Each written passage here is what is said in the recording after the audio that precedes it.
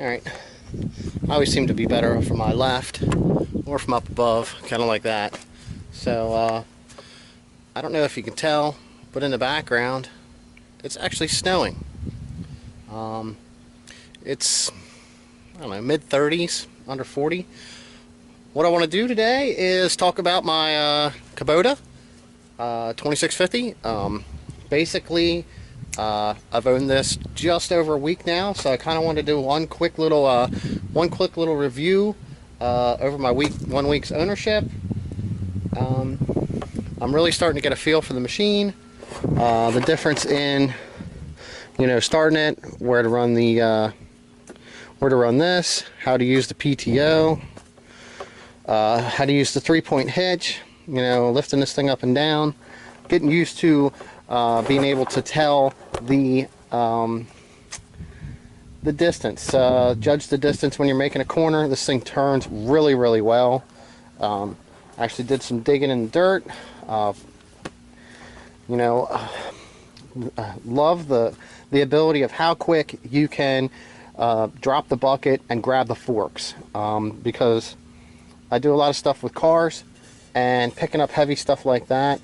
I'm sure I'm going to actually get a chance to start picking up maybe some hay bales, or however I want to do that. I was thinking if we end up running to get hay, I would just throw like some skids on my car trailer, and then I can just stack them right on the skids, and I don't even have to unload them when I get home. I can just use this, pick them right off my car trailer.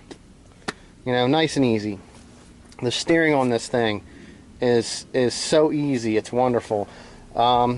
Going in and out of four-wheel drive is really nice and easy.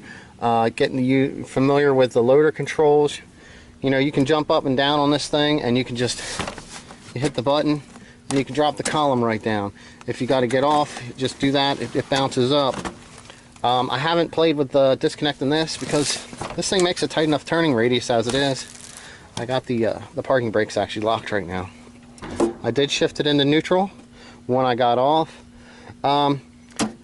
Depending on the size of you and how you want to do this, I did notice that a couple times when I did have the parking brake on, if you do get back on this and you do bump the pedal for either forward or reverse, this thing will move with the brake on. So if you're getting off and you're worried about maybe bumping it or something, it's always a good idea to shift it into neutral. Most of the time I don't. The cup holder seems to work out pretty good. I put a 12-ounce can in there. I did learn one quick little small mistake. I did have the ROPS bar drop down.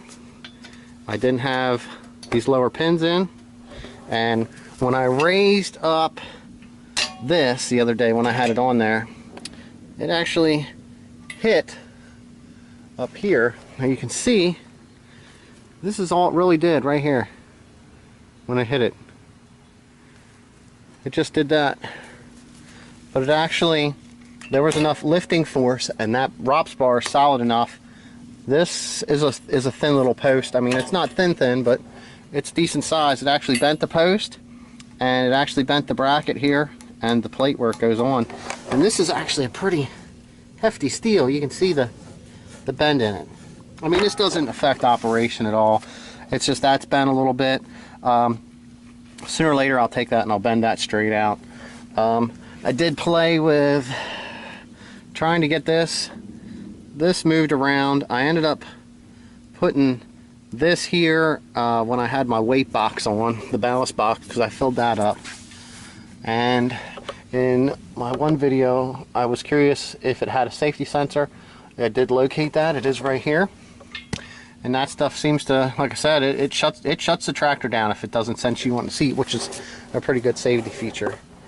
Alright, I'm going to show you out some other stuff here. Alright, so I had some of this grinding stuff that we actually lined the inside of the horse stalls with and inside the barn. I used that, picked up a bucket load of that, and I put it into the ballast box. Now this was, I did have it pretty full, but I did do some playing in the dirt the other day, so this did settle down some. And my only curiosity thing is I didn't get a chance to look into it yet, but when this is on the 3-point hitch, I had the I had the pins to let it swivel. Now somebody said that's good because if you bump into something that it'll move, but I don't know about like with the ballast box if that's a good idea because of that extra weight shifting around in the back. And then the other day, in the one video I was trying it out to play in the dirt, we did have this done. It did need some finish grading. I took care of some of that.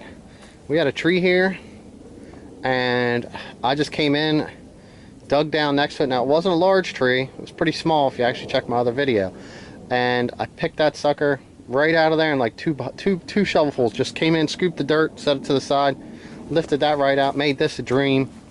So I'm working on getting all this graded back out away from the building so that we can get some grass put in here and it looks pretty. When I had went in and got these forks, they weren't